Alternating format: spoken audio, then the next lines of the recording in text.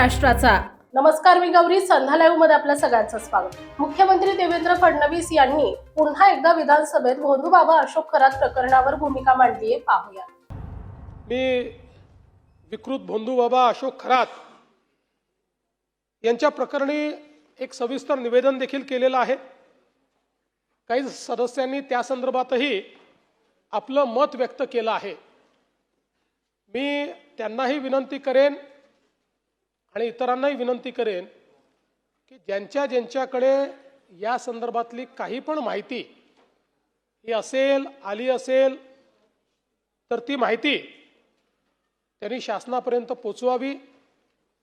कारण या प्रकरणाची संपूर्ण पाळंमुळं करून या व्यक्तीला अशा पद्धतीनं आपल्याला दंडित करायचं आहे की अशा पद्धतीनं वागणारे जे लोक आहेत त्यांना कुठेतरी जरब बसली पाहिजे.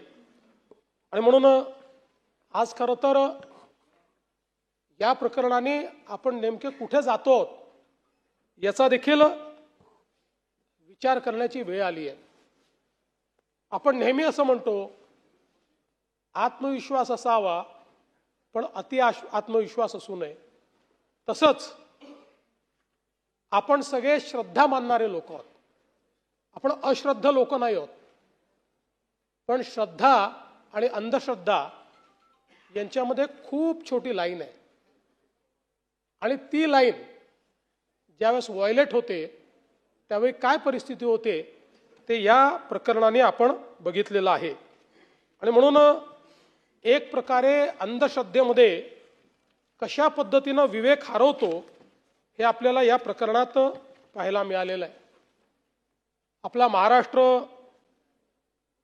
संत ज्ञानेश्वर माऊली, जगद्गुरू तुकाराम महाराज, संत एकनाथ महाराज, राष्ट्रसंत तुकडोजी महाराज, संत सावतामाळी, संत नरहरी सोनार, संत गोरा कुंभार, संत चोखामेळा, संत गुलाबराव महाराज, संत गाडगेबाबा, संत सेवालाल महाराज अशी एक थोर परंपरा असलेला आपला महाराष्ट्र आहे. यांच्यापैकी कोणीही देवाचं अस्तित्व नाकारलेलं नाही, पण या सगळ्यांनी अंधश्रद्धेवर प्रहार केलेले आहेत. आपण जर बघितलं तर ज्ञानेश्वर माऊलींनी धर्म आणि श्रद्धेचा अर्थ पसायदानातनं आपल्याला सांगितला. दुरितांचे तिमिर जाओ, विश्वस्व धर्म सूर्य पाहो. हे सांगत असताना दृष्ट प्रवृत्तीवर त्यांनी प्रहार केलाय. अंधश्रद्धा, अज्ञान, अंधार हा सगळा नाहीसा झाला पाहिजे आणि जग ज्ञानरूपी प्रकाशमय झालं पाहिजे अशा प्रकारची भावना आणि कामना त्यांनी जगाकरता केली आहे. जगद्गुरू संत तुकाराम महाराज म्हणतात, जे का रंजले गांजले त्यांची म्हणे जो आपुले, देव तेथेची जाणावा.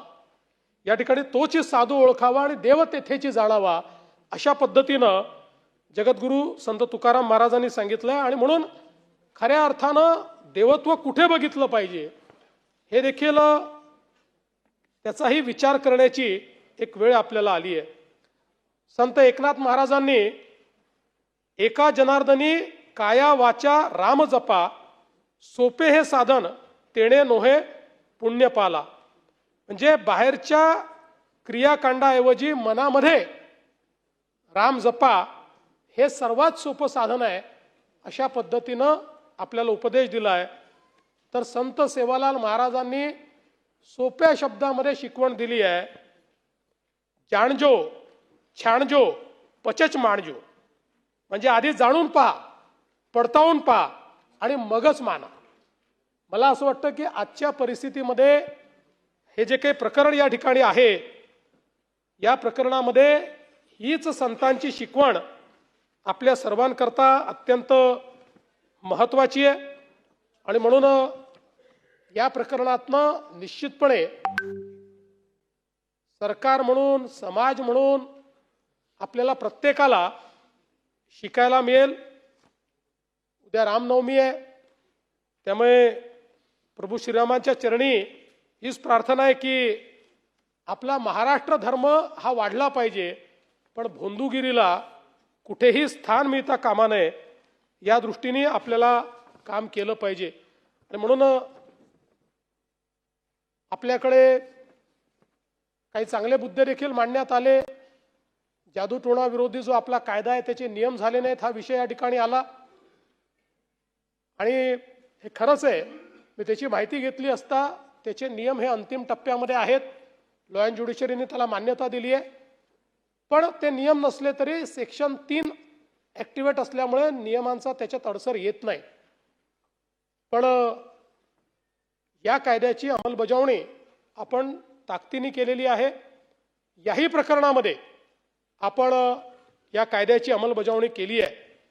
आणि आपल्याला माहिती आहे, जादूटोणा करून जर समस्या संपल्या असत्या तर या भोंदू खरातला आपण ट्रम्पचाच ॲडवायझर नेमला असता. म्हणजे सुरक्षा सल्लागार म्हणून हे सगळेच विषय त्या ठिकाणी संपले असते. आणि मग युद्ध जे आहे ते आपण ड्रोनऐवजी लिंबू मिरचीने लढलो असतो. आणि मग पाकिस्तानच्या दहशतवाद्यांना इथे बसूनच आपण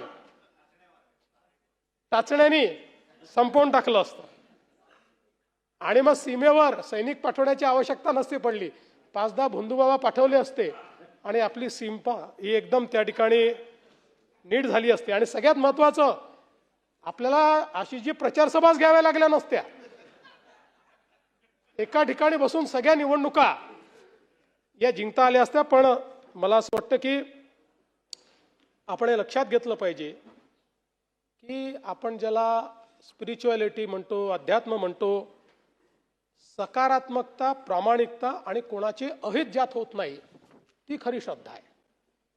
ज्यात दुसऱ्याचं अहित होतं ही कधी श्रद्धा असू शकत नाही, ती अंधश्रद्धा आहे.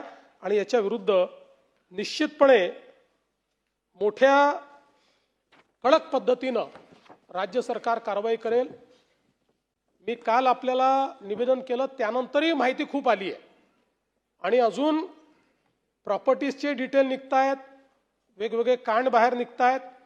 त्यामुळे मला असं वाटतं की म्हणजे हा शब्द योग्य नाही, पण या ज्या सुरस आणि चमत्कारिक कथा आहेत या अजून काही दिवस जोपर्यंत पूर्ण ताज्या आणि महत्त्वपूर्ण बातम्या पाहण्यासाठी आजच आमच्या संध्या लाईव्ह न्यूज चॅनलला यूट्यूबवर सबस्क्राईब करा आणि बेल आयकॉन प्रेस करा.